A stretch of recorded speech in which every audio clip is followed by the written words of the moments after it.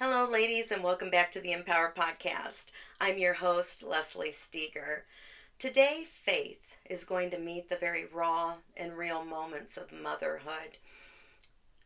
You're listening to this podcast today because you need to know you're not alone.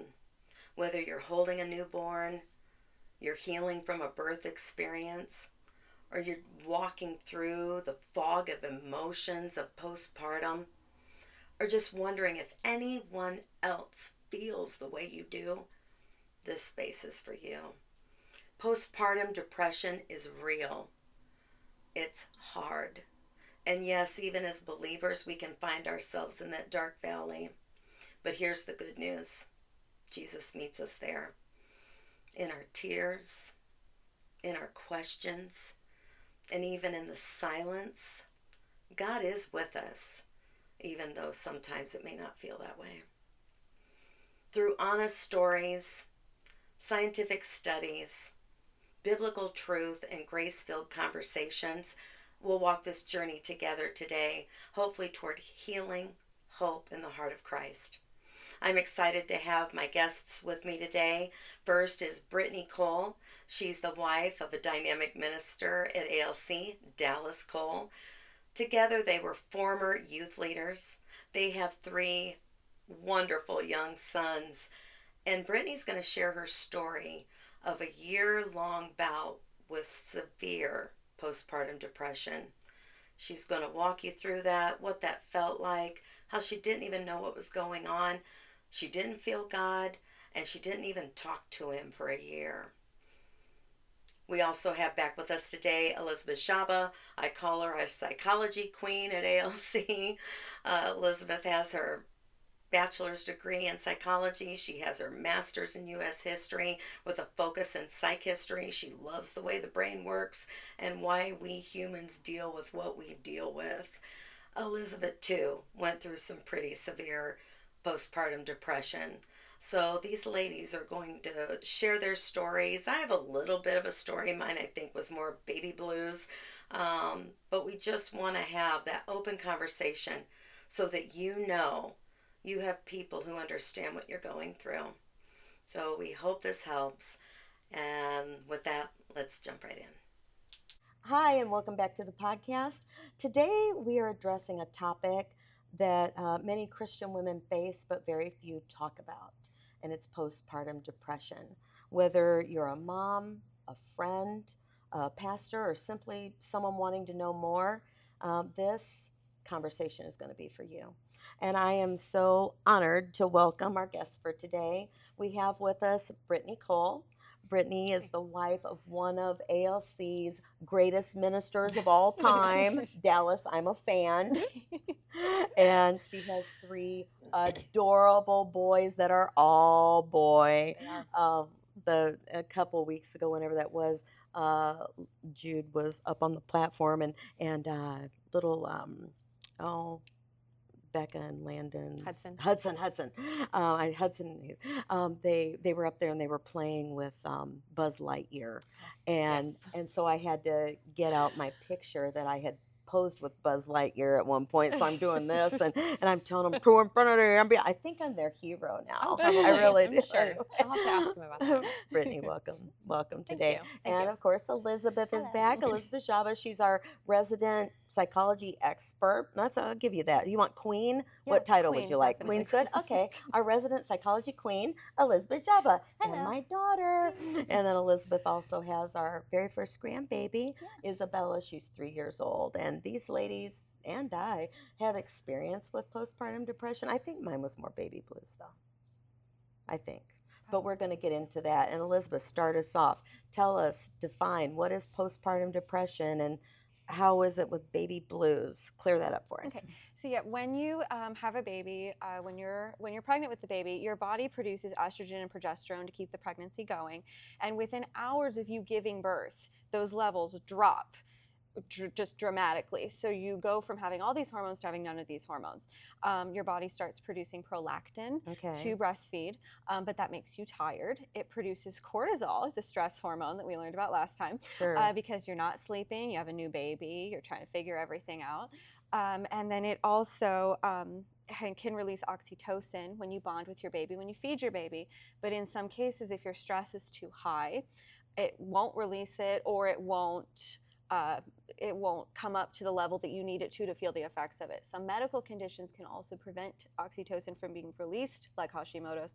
And so when you get baby blues, like just about everybody gets those. It's about 80% of people get that. When those hormones drop, you feel moody, you feel sad, you're weepy. It's just a short period. It usually resolves within 2 weeks. Postpartum depression does not resolve in 2 weeks. It gets progressively worse. It can happen within the first 2 weeks, it can happen after 2 weeks, it can happen anytime up to the first year, even months after you have your baby. And that is, you don't, it like interferes with life. You don't want to get out of bed, you might not want to take care of your baby, you might not be able to, you might just physically be unable to do anything because you're so sad. You feel like a failure, the guilt heaped on you, just all of it. It just is more serious. It requires more medical attention than just baby blues. And I think my experiences both were baby blues. When I had Elizabeth, it was pretty minor and only for a day, truly. But it was that fourth day when you're in the most pain, and my husband gone back to work, and you're there like, what do I do with it? And I babysat babies, and it wasn't like I'd never been around babies before. But when it's your little baby and you're responsible, and then my parents lived a half hour away from us, and this was back in the day, like right after, I think they had just invented the wheel at that point. And but they, you didn't have cell phones. If they did, they were like those bag phones, like you're carrying you're right. If you were cool enough to have something like that. I wasn't, and so we lived in a town near here called Albion, Indiana, and my parents were way half hour north of us in LaGrange, Indiana. And I couldn't just call my parents. For whatever reason, Albion was long distance, even to the town nearest it, Brimfield, 4 miles up the road. So if I called my mother and talked for any length of time, our phone bills would be like $300-400. I'm not kidding. A month, just to my mother. Wow. So but when you're going through all that, now with CJ, that was worse.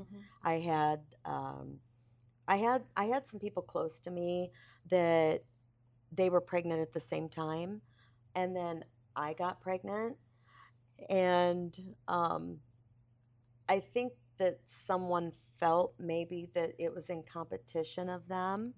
And what they didn't realize behind the scenes, I haven't told people this, but I'll tell behind the scenes.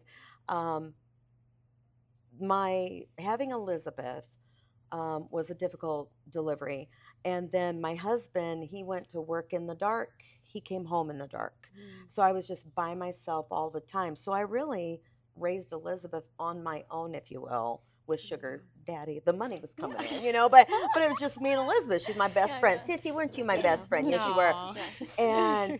And so then I told Jim, I'm like, next time I have a baby, you're gonna want it more than I do, like that, right? Because you need help. What are you gonna do? Well, he started wanting to have another baby, and I'm like, nope, no. And then I got on the phone with a Christian friend of mine, and I'm like, Jim, and then he wants another, and she's like, didn't you say the next time you'd have a baby, he would want it more? And I'm like, right? And so I'm like, oh, and got pregnant right away. So because of that, and the when I would tell people, and maybe they knew the other people, and then you just weren't received well. People didn't talk about my second pregnancy. It's not happening, because they thought that it was some type of competition. It wasn't. And so by the time I had CJ, then all of a sudden I don't know, reality sets in. You feel very lonely. I was very alone. I remember just bawling my eyes out thinking, what am I going to do? Because Jim's still going to work in the dark, coming home in the dark because he works such long hours. He had gone on business to Japan. You know, you're there. So I call my mother. My mom, I love you, Mommy. I know you're watching this, okay? But I call my mother. She knows what I'm getting ready to say. And I'm just bawling and weeping, and she doesn't know what to say, right? And she just tells me, you'll be all right. She's Southern. You'll be all right. You're a tough old bird. I was not all right.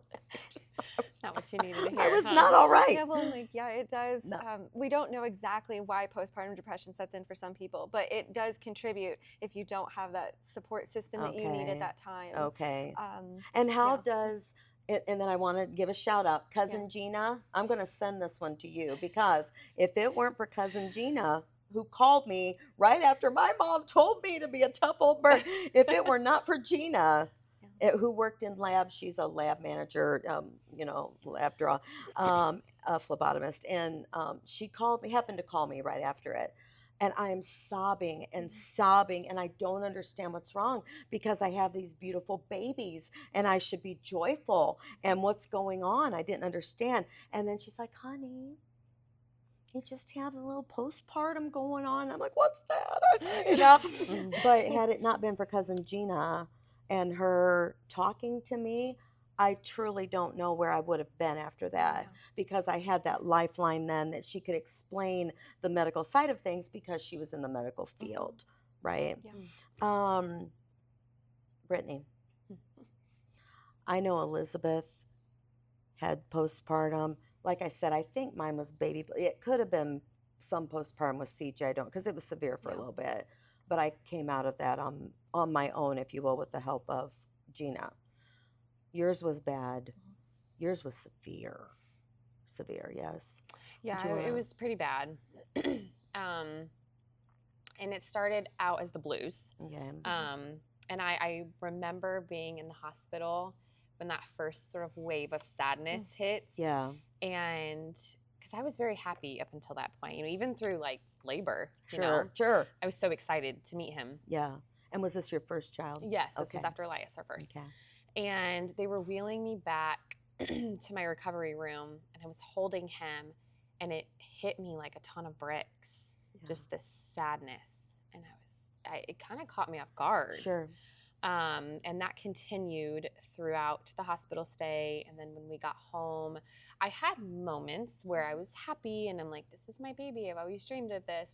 But that sadness just kind of kept continuing. And I had heard about the blues and that they would last, isn't it like 2 weeks? About 2 weeks, yeah.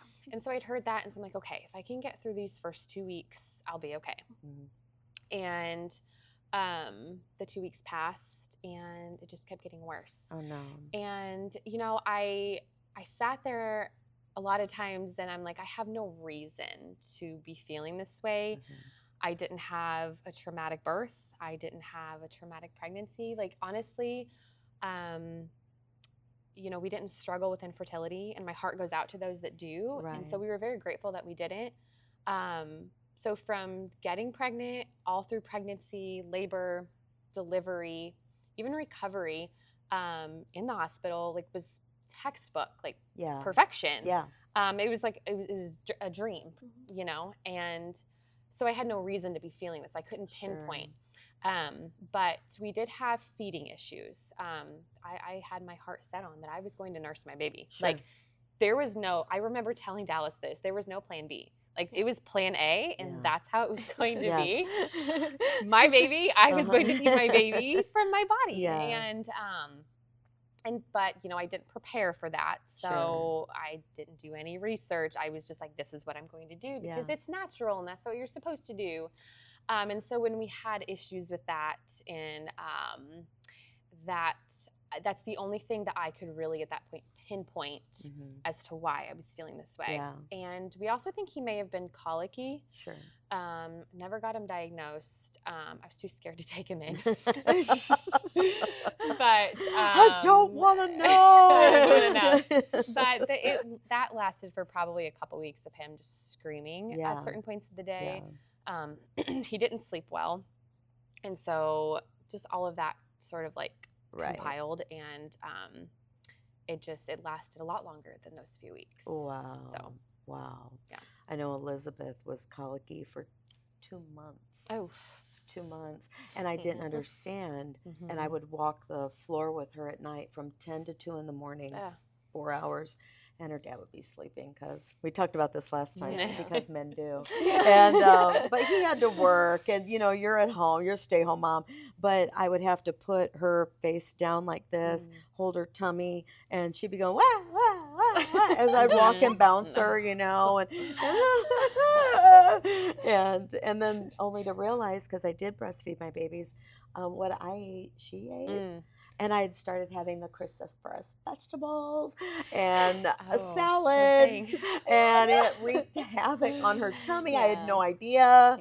Anyway, but that was mine. But what do you think were some of the hardest parts for you emotionally during that time, and even spiritually during that time?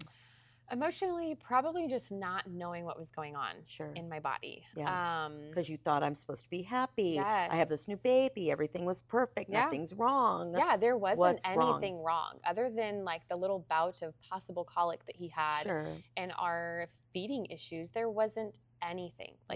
We had family who was there to support and who showed up for us. Right. So we had that too. And there was a lot of guilt I felt. So because of that, like, why am I feeling this way? I'm not feeling bonded to my baby. Right. And I didn't have the thoughts of harming my child or myself. Right. But it was just that there was not that connection there with him. And so then the guilt would set in. Right. And then spiritually, I was very empty. Like almost numb. Yeah, I was very numb. Yeah. Numb. And this went on for he was about a year old. It was right before he turned 1. Wow. Where I finally got some help. And then did you feel like when you came to church, you just had to kind of be fine in front of everyone and pretend? Yeah. Especially because we were in a leadership position. We were over the youth. And he was on staff full time at the church. So he was working a lot. He was also a huge help at home. Like when he was home, he's the one that basically took care of him. That's awesome. So, and then I felt the guilt for that. Right. Because I'm like, it's the mom that's supposed to be taking care of the baby. But he goes to work, he comes home, he takes care of your baby. I can't even. Were you taking care of yourself through that time? No. I couldn't function. Wow. When he went back to work, I vividly remember, I would have a box of like diapers and wipes and bottles and stuff because I couldn't move off the couch. Wow. So, and I was too afraid to tell anybody that. Sure. Like I was like, what are they going to think? They're going to think I'm crazy. Yeah. I couldn't even make myself something to eat. So like the best I could do was like a protein bar and coffee. That's not going to get you through the day. So Tell us, come home. I'm fine. The heart's like pounding out of your chest from all the caffeine. But yeah, I couldn't do laundry. I couldn't do any sort of household task. I couldn't even sit and watch a TV show. Wow. Like I felt frozen and stuck. So how did you during that season then, like, you said you felt empty and then guilty, and how did you kind of maintain your faith through that? Does that make sense? You just like went in autopilot? Yes. Yeah. Yeah. Autopilot. And I questioned God a lot as to like, why me? Why this? What's wrong with me? Right. Like I felt very broken. Right. Like something was really wrong. What do you think was the worst it got? When he was probably about maybe 8 months old-ish, I began having these like massive emotional outbursts. Okay. I remember one night we had the youth team over, and I'm still so embarrassed by this, but we had them over and for a meeting, and I had Elias in his high chair. I was very adamant that every night he had to have oatmeal right before he went to bed. Okay. Like that was the thing. And because in my mind, I'm like, he won't sleep if he doesn't have oatmeal. So it was like that OCD Yeah, tendency too. yeah. We were talking about that before though. Oh my goodness. Okay, go ahead. Yeah. And so I'm like, he has to have it. So like there's a house full of people. There's a lot of noise going on. And he's sitting there. He's tired. Yeah. I'm trying to feed him. He's not taking the oatmeal. And I just picked up the bowl of oatmeal and I slammed it down on the high chair. Yeah. And so then, of course, it scared him. Right. Poor little 8-month-old baby scared him. Everybody just stops and looks at me. Yeah. And I just started sobbing. And I just grabbed him out of his high chair and I ran upstairs and I just sobbed in his room. Yeah. And that's when I really knew something is really wrong. Right. Because you get hit that point where you're almost out of control, if you will. Like you can't believe what you've just done. Something happened to me yesterday too, and I was kind of Miss Yelly Pants, and but I did pray, so I'm okay now.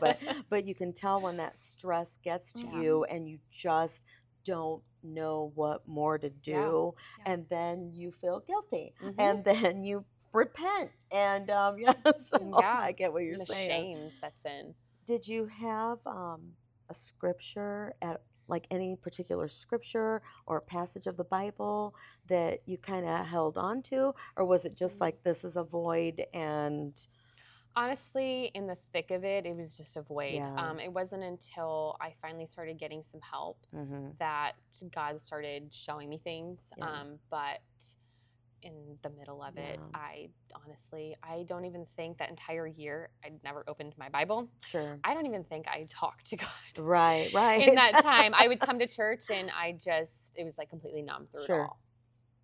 So. And I can tell you, none of us knew you were going through it. Oh yeah, I hit it very well. She hit it very well. I hit it very well. Yeah, very well. So what did you learn about God through all of that, do you think? You know, I look back and obviously, I mean, he sustained me through all of it and he was faithful. And, after I had finally gotten some help and I got through like that fog and I kind of got out of it, that guilt and the shame still really, I struggled with that for a few years after that. And I honestly just, but I look back on that and he was faithful through it all. And even through that guilt, like I had the guilt of my relationship with my child is ruined because I didn't have that bonding time with him. Right. And honestly, I felt robbed. Yeah. I felt robbed of that newborn bliss experience. Right. But God, he restored that relationship with him. Awesome. And honestly, Elias and I have such a special relationship now. But it took me a long time to get over that part. How did it all affect your marriage? Oh, it affected it big time because a lot of the emotional outburst was towards Dallas because he was the one that was there at home, and poor guy. Sorry, babe. Sorry, brother Dallas. But you recovered well. But a lot of the emotional outbursts he had to deal with because, I mean, him and then my parents, my in-laws even, I pushed everybody away. Because I felt so out of control internally that I was trying to find anything I could tangibly to control. And I'm like, okay, if I can control pushing these people away. Right. But then it got to a point where, they were starting to say things. Yeah. And then I got mad because I'm like, look, I know something's wrong with me, but I don't know what it is. Yeah. And I don't need you people telling me that something's wrong. Yeah, right. So Elizabeth, what happens in this circumstance where then you're just pushing everyone away, and you said like community is so important. Tell about that. So I guess that's one of the signs that other people should look for. And then of course we don't want to hear it that something's wrong with you. You don't want to hear someone tell you that something's wrong with you because you already are eating yourself up inside because you know something's wrong. So in situations like that, you do need the people around you to be like, no, you need to go somewhere. And there are various places that you can call and do that will help. People that you can talk to about that to get professional help. There are medications. And when it gets to that point, you really do need to start considering medications, therapy, re-establishing that support system. But once you're in the void vortex of just the awful, you really do need someone else to step in and be like, no, we need to get you some help right now. So did the pastors at the time, now Bishop and Sister Keller, were they aware of the situation? Yeah, they were actually the first ones that I went to. Okay. And I just sat in their office and sobbed. Yeah. And they're probably like, yeah. But they're so sweet, though. They're the sweetest. He had great advice. He told me to go to my doctor. Yeah. Awesome. And so I did. Very But good. But yeah, and then also obviously diet and exercise. And, right. Yeah. But proper nutrition is very important. And when we're in that, we just don't think about feeding ourselves because it's just not important. Right. And we were talking a little bit before the before we got started recording. It went into a bit of a bloopers. I don't know if Lainey's going to put blooper reel in here, but we were just off the chain. And but you were talking a little bit about birth control. Yes. And what it was doing to your hormones. And can you talk about that a bit? So I had gotten on birth control. I was probably about it was probably about 18. And I was just having some issues. And so I got on it and that fixed the issues. But little did I know, years later, it would wreak havoc on my body. Sure. But I was put back on it at my 6-week checkup postpartum. Okay.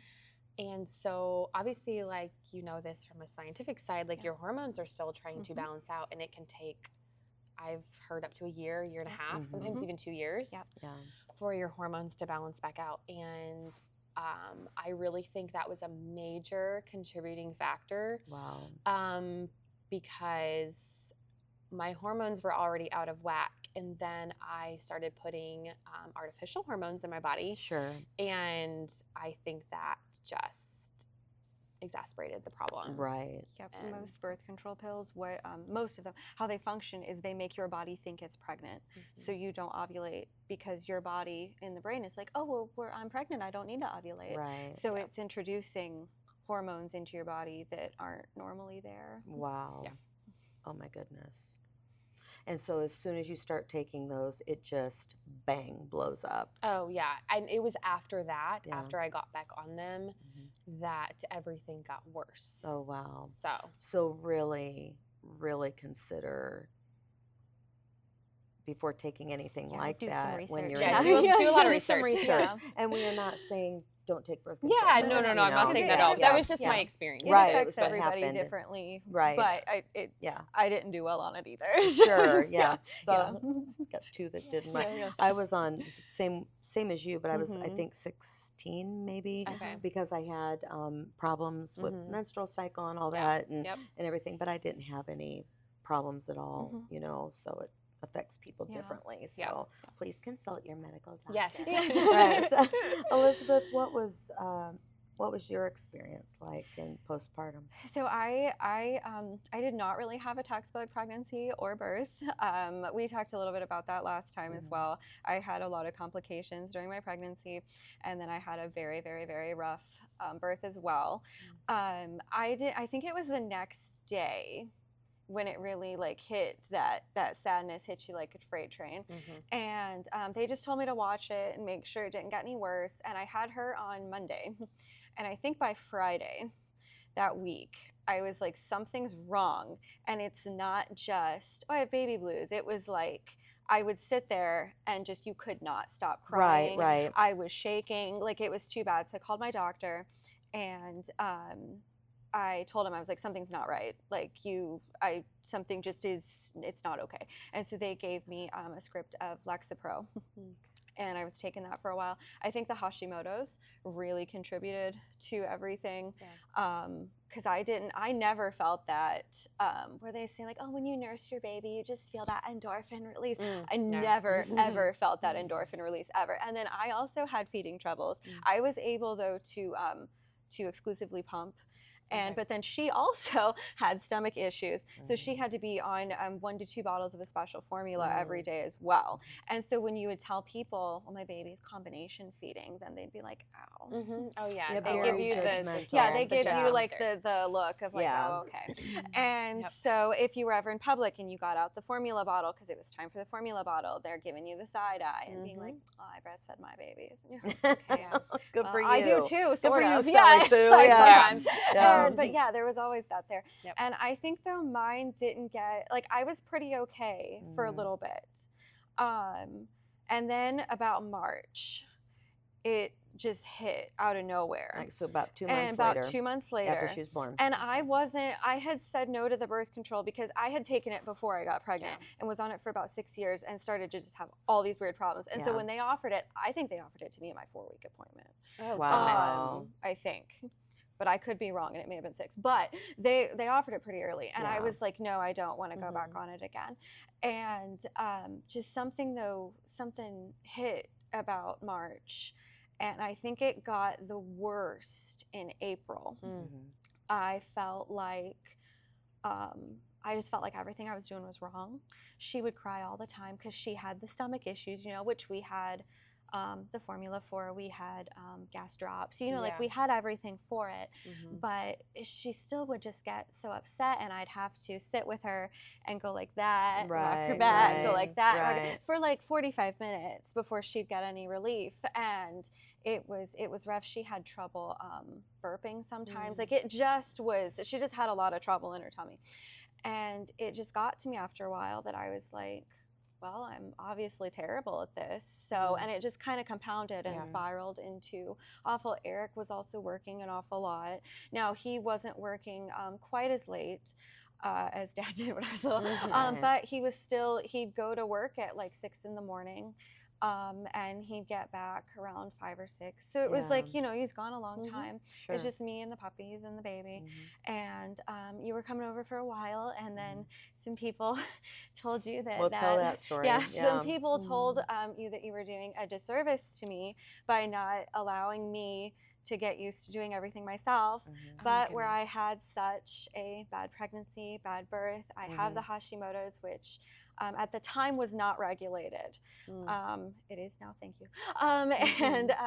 But it was not regulated at the time. So I was just exhausted all the time. And then things aren't going as well as I thought they would. I was so happy for this baby. I prayed for her every day. I wanted her so bad. And she's here. And now everything isn't going the way it was supposed to. She never slept through the night ever.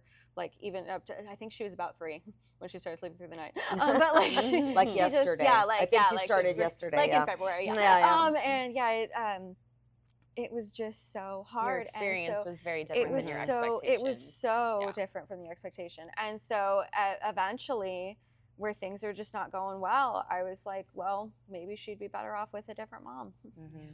And and that was bad. And so I'm going to say, can we stop judging everybody? Yes, please. Can we stop projecting what you think on everybody else and their brother? Yes. You don't live their life. It's not your business. Amen. Okay. Praise break. Okay. Just stop already. Yes, you don't know what somebody's going through. You have no idea. So I had 2 people, 2 different occasions, who they meant the best for the situation. Beautiful people, close to me. I love them. Unfortunately, what happened through it though, so I had one say, who's taking Isabel to the doctor? Who's raising this baby? Her mom or you? Talking to me. And then had another friend, had the best interest at heart, but she said I was really doing a disservice to Elizabeth in not letting her just raise her baby. I'm over there. I was trying to do the housework for Elizabeth. I'm vacuuming. I'm doing the dishes, whatever I can do. And then if Elizabeth needed to lay down for a nap, I'm watching Isabella so she can go in and nap. And so I did that for a while. I was there her entire pregnancy because we talked last time. She had a life-threatening pregnancy for the entire 9 months. And so I was just there and I was in mommy mode, and it's what I did because I was a stay-home mom and I'm going to help and give the support. And then as soon as the criticisms came, I'm like, I'm ruining my child and she's not going to bond with her own baby and oh no. And so then I think I'm helping. So I start sending Elizabeth, you should really watch this person on how to keep your house clean with a baby and new and whatever. Like I am just sending all this, this helpful information. List of things to do. But- And this lady with her little products that she got for the baby. And when you can barely even get off the couch. Yeah, and I'm like sitting there like my motto has been everyone's fed and no one's dead. And now I have to like figure out now what you needed to hear. Yeah, and then you get on with all the momfluencers. Oh, so no. bad. Don't even get me started on that. I am sorry. There may be 2 out there that are real, Yeah, okay? I don't know if any of But them the are. rest of them are, stop watching them. Please. They are not properly representing what it is to have a baby day in and day out. Tell them about that one you watched with the perfect food breakfast thing with the she had quads. a baby there, and she had like all these like. And how were the babies? They were little, like probably not one. I would imagine, like they were probably just old enough to be able to eat some soft finger food or something. With fingers. There were no utensils, but she had like all this fruit laid out on all these plates and handed them all, and it was all cut like all cute and whatever. Star shapes and whatever. And it had, like the bananas and the toast and the whatever, and then some people in there were like, I know your kid didn't eat all that. Yeah.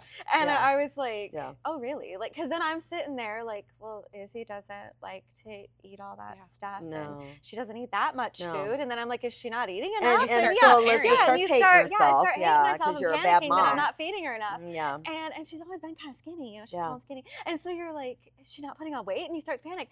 And so then I look, and she had posted a follow-up video, and it was like what my kids actually ate. And it was like hardly any of the plate. And so I was like, so why'd you cut why'd you cut a whole banana for one kid when they ate like 2 slices of this banana? And so it's crazy to see then what is real and what is just and it doesn't help to see that stuff when you're in the thick of it. Right. And you're already feeling and going down this spiral of I'm not a good mom. They deserve way better. And then my advice, like, stay off Instagram, stay off social media. Stay off of it. Stay off of it. Don't do it. Delete it if you Delete have to. it. And if you see someone struggling, if you're not going to offer help and you're just going to criticize, just don't talk. If you don't have anything nice to say, You don't say anything at say all. it. Didn't our mothers teach us that? Like, don't say it. If your mom didn't teach you that, learn it now. This mother's telling you, you know, don't say it. I get mean when I'm mommy, and I'm just kidding. But so then here's Elizabeth on that end of it, and then I'm pulling back, and then I'm sending the helpful videos of how to, and then she spirals out, huge depression. My son-in-law, who I am extremo close to this kid, okay? He starts pulling away from me, not really talking to me, and it's weird because Eric and I are just, we just have that relationship. And finally one day on the way home, you tell me what's going on, that she feels self-harm. She feels like Isabel would be better off without her. She's told Eric about it, and Eric's mad at me because now I've sent her into like massive depression and I'm like, and I was trying to help because I was told that would be what would help. But if you see your child going through postpartum depression or baby blues or anything that seems off, or they're having medical crisis and mental emotional crisis, and people are telling you to pull away, we understand they're trying to help, but if they're in a crisis, that's not going to help. No, it's not. That's not going to help. Educate yourself. And that's what I started to do with something recently, with a child. They're going through something right now. So I got on and was looking at doctor videos, how to help someone with such and such. And I'm reading what to say, what not to say. What I don't want to do is cause irreparable damage. Did I cause irreparable damage? No? No, or you don't know? I don't know. No, you're fine. But you know what I mean. No, you're fine. Brittany, when did you start to come out of it? When did you feel better? Does that make sense? And how did you feel better? So it was a while, but after I finally realized what it was, which I actually realized what it was through a celebrity. Okay. Chrissy Teigen. Okay. Not a big fan of her. Right. But she had come out, she had done an interview about her experience with, after her, I believe it's her first daughter. Sure. And every symptom that she said that she had was like me to a T. Wow. And I'm like, oh my gosh, I have postpartum depression. Yeah. And that was the first time I really realized that that's what I'd been dealing with for the past 11 months. Were you relieved that there was a name to it I then? was. Okay. It was that finally I have an answer of what's been wrong with me. Okay. But then I still was too afraid to say anything because every story, other than that one that I had ever read of anything postpartum related, was like the news stories you hear of the women who've harmed themselves or their babies. Yeah. I'm like, that wasn't me. Like, no, I didn't feel bonded to him. Sure. Like I thought I would, but I never wanted to harm him. I actually like loved him so much that I'm like, you deserve way better than me, you know? But it was at that point that I'm like, okay, there's a name to this. I know what's wrong with me. But then it was like finding that strength and that courage to tell my husband. Right. And it's funny, I actually told him in the middle of the night. I woke him up. Hey, I did. By the way, I wasn't sleeping, especially after realizing, because then it's like the wheels were turning. Like, okay, how do I fix this? How do I get out of this? What do I do? Right. And so I woke him up in the middle of the night, and I said, I just blurted it out. I was like, I have postpartum depression. And he was like, what? Like, I was still trying to wake up.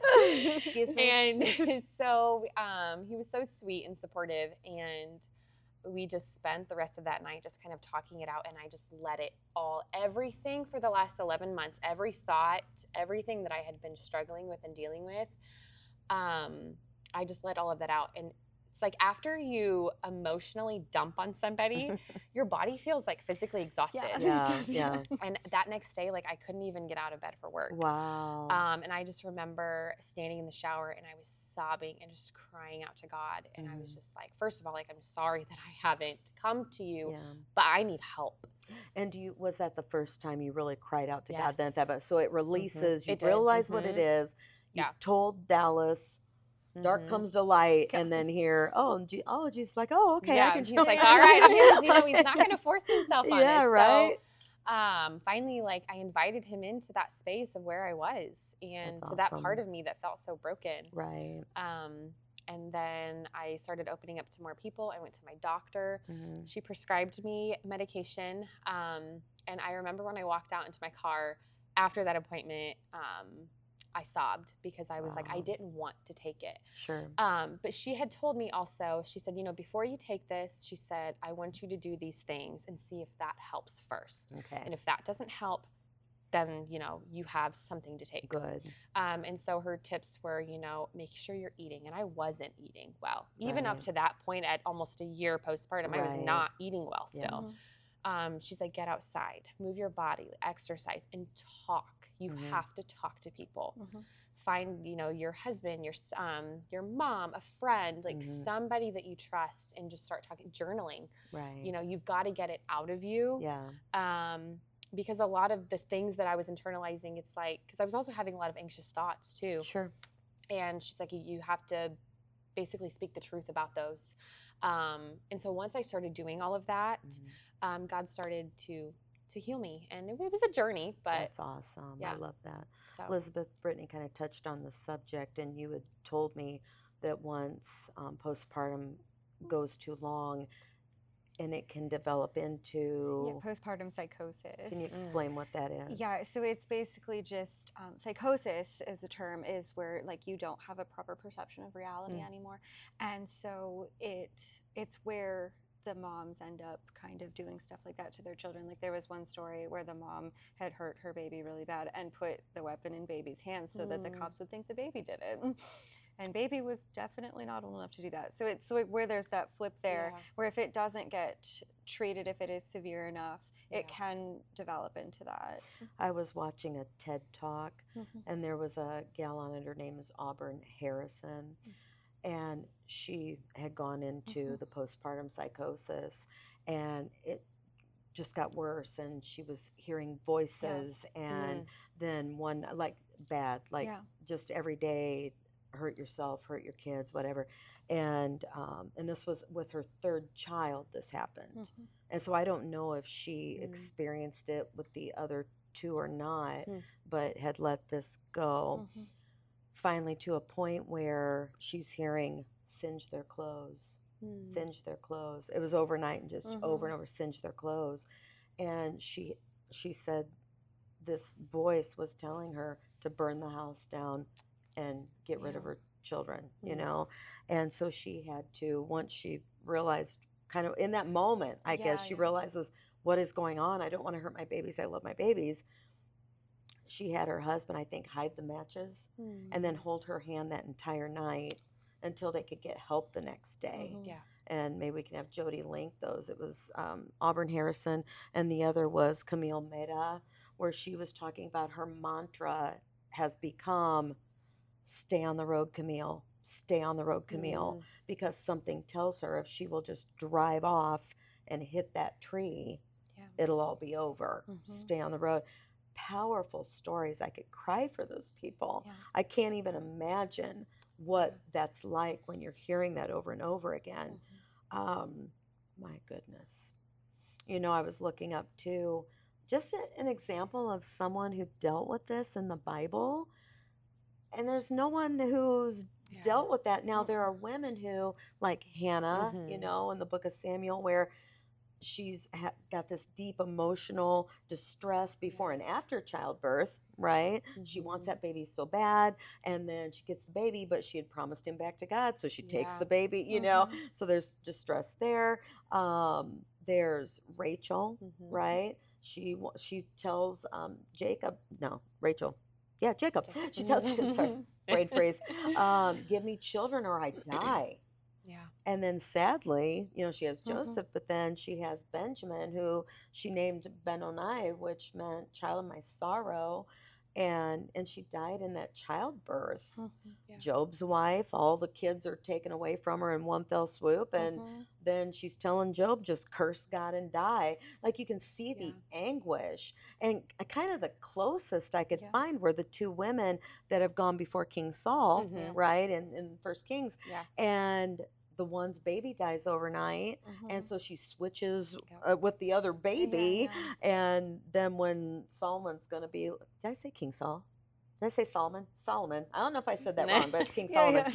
I think I said Solomon, did I? Anyway, but which baby does it belong to? They're both claiming to be the mother, and he's like, bring me a sword, I'll divide it. And then the real mom's like, no! Let her have the baby, you know? And it's like, give the baby to that one. That's the one who cares about the baby, you know?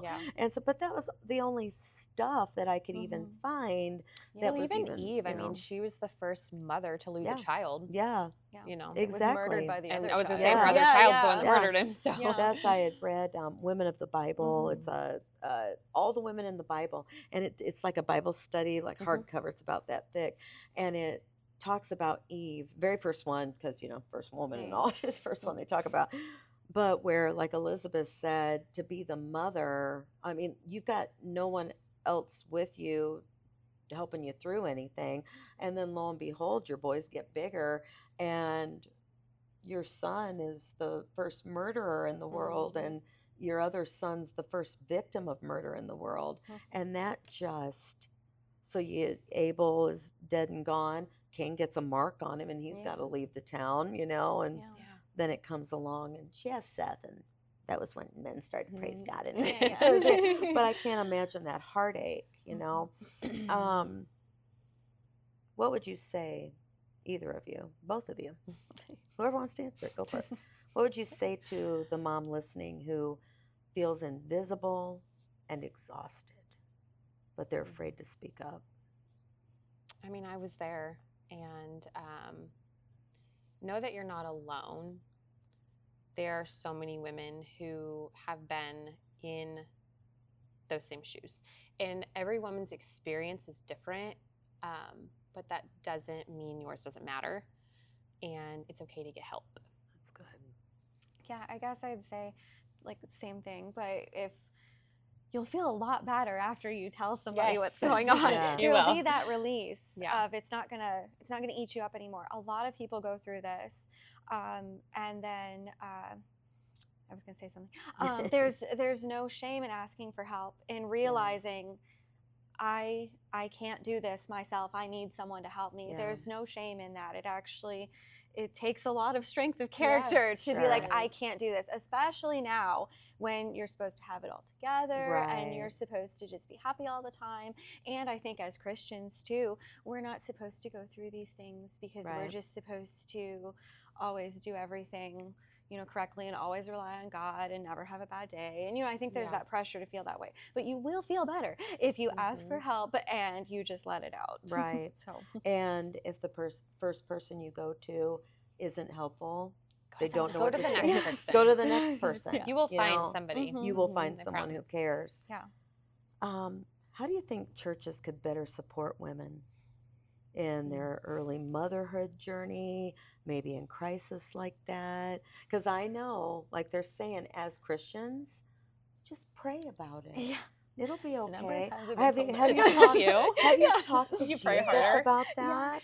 You know, yes. And so, yes, we believe, I say this every podcast, we believe in the awesome healing power of Jesus Christ. We do. But you know what? Sometimes the Lord didn't do the miracles till the person was dead, you know, or when a situation already happened. And that's when he gets his name really glorified. So if you're in the thick of things, and you got to do everything you can to hold on. Do everything you can to hold on. Yeah. So if that's getting a doctor's advice, if it's going to a Christian-based counselor, getting their advice, any counselor if you can. You know, it's hard sometimes to find a good Christian-based counselor, but get help. Yeah. Don't let people intimidate you into you just not praying enough. Yeah. But we do know that we serve a God who is close to the brokenhearted, and he saves those that are crushed in spirit. So when you're crushed in spirit like that, even though Brittany went the year without talking to God, he was there for her in the moment that she speaks.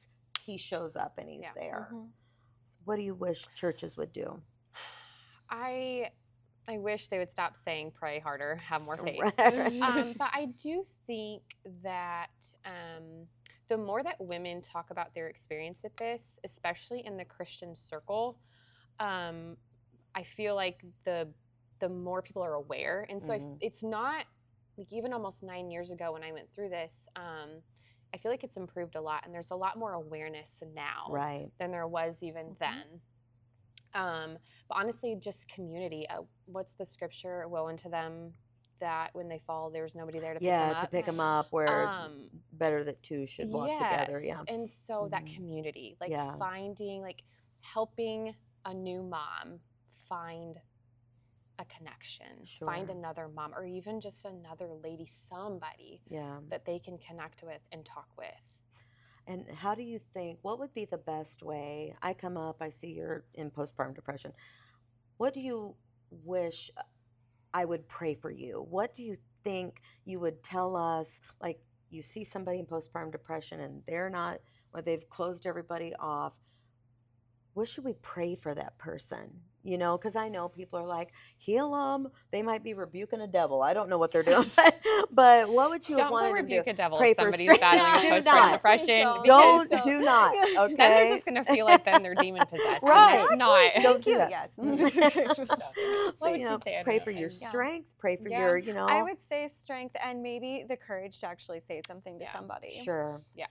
Pray that they get, and that it's not their fault.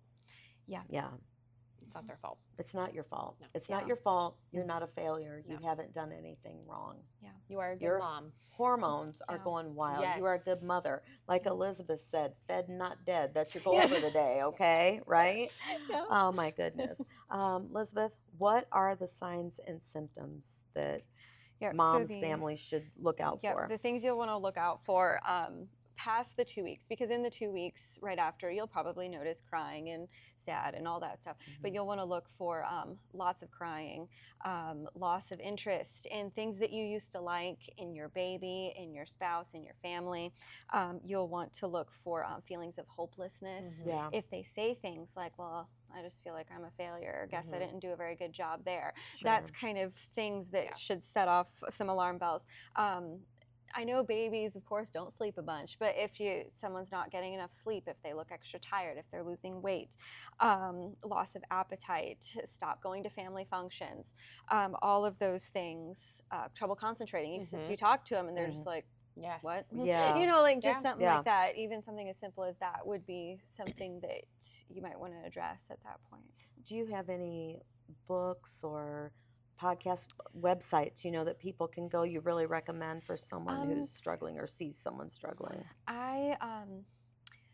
I didn't read it, but I did see that there were a couple books. I don't remember the titles right now. I think there was one that was like, "This Isn't What I Was Expecting." I think was one of them that'll talk about that.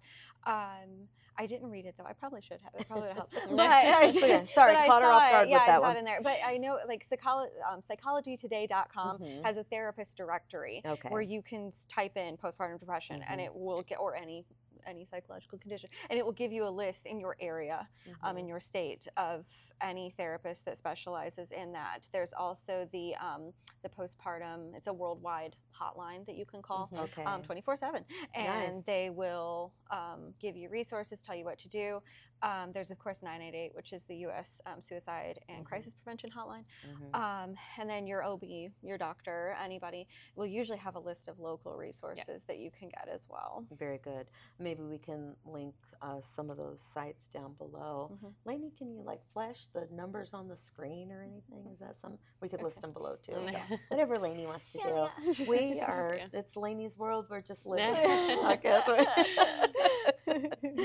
And so, ladies, thank you so much for being here today and telling your story. Any last things like, oh, I wish I would have said that? There is one thing. When you were talking about the women in the Bible. Yeah. About a year ago, I was doing some research for different moms in the Bible for my mom's group. Yeah. And I was researching the curse on Eve. Okay. Well, all women. And when God was talking about, I will greatly multiply your sorrow. Yeah. Sometimes I wonder if part of that sorrow was mental sorrow as well. Sure. A lot of times we look at that scripture and we just think like pain when giving birth. Right. But the more I researched it and I was looking up the Hebrew meaning of sorrow, and the word pang was in there, and I looked up the Hebrew meaning of pang, and that was a sharp mental anguish. Wow. And so I'm like, part of this could be part of the curse. Sure. We don't know, but again, God is, we have hope in him, and he can restore all things. Right. But sometimes I think we need to look at it that way too, that it could be that it's not just pain when giving birth, but mental pain and anguish. And so if we're prepared for that and we know, right? Yeah. It's education's the best preventative, if you will. I was thinking too, I had written down here, Mary, Mother of Jesus, it said she would have sorrow and prophetic grief, where she was in the temple and Simeon found her and said a sword would pierce her soul. And then she watched Jesus in rejection and the suffering and the death. And I can't even imagine that. Thank you both so much for sharing today. I just want to say, if you or someone you love is walking through postpartum depression, know this: you are not alone. God sees you. He loves you. You are not a failure. It's not your fault. You don't have to be ashamed. Please speak out and get the help that you need. We aren't trying to diagnose anyone with anything. We're not trying to say this is what you need to do, other than please get help. We'll list those resources below, and you don't have to feel guilty and like you're less than. So thank you, Brittany, for sharing your heart. Thank you, Elizabeth, once again, for all the knowledge and sharing your heart and experience too. So until next time, we love you all. Take care. God bless, and bye-bye. Bye. I'd like to thank you for joining us today on the Empower podcast. And I want to say a special thank you to Brittany Cole and Elizabeth Dziaba for sharing their postpartum depression experiences. Elizabeth, thank you for giving us all of the facts and information of what our bodies are going through during pregnancy and childbirth experience and after, and what those hormones are doing. None of this is meant to diagnose anyone with anything.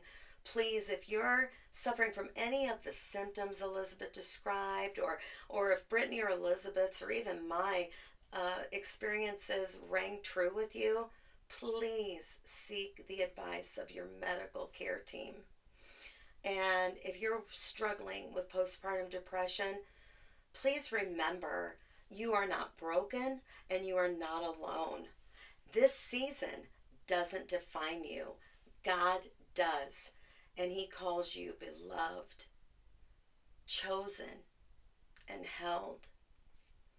If today's episode helped you, please hit that like button and subscribe to the channel. It gets the message out to more mamas that need that hope.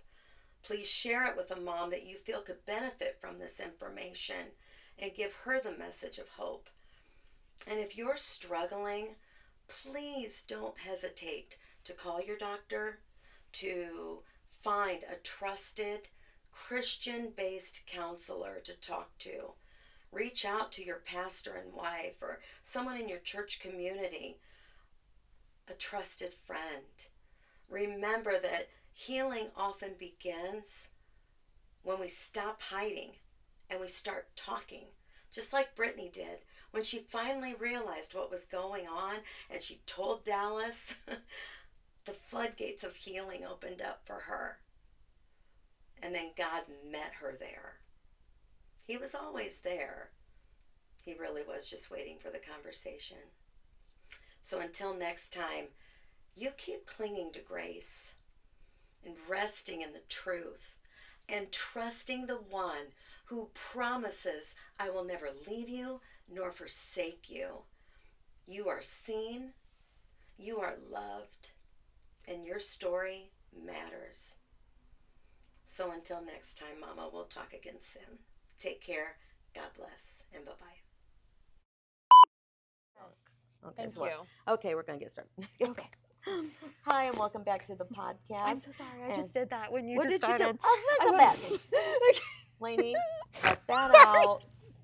Because Elizabeth is over here high-fiving herself or whatever the heck she's doing. You go, girl. Get it, Mom. Sorry. Okay. Lainey's going to run out of sorry. space on her phone. That's what happened, just the last time? Okay, hold on. All right.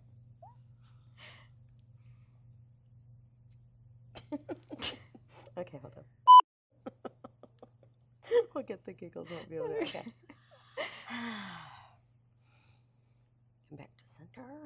I don't even know what that means. All right.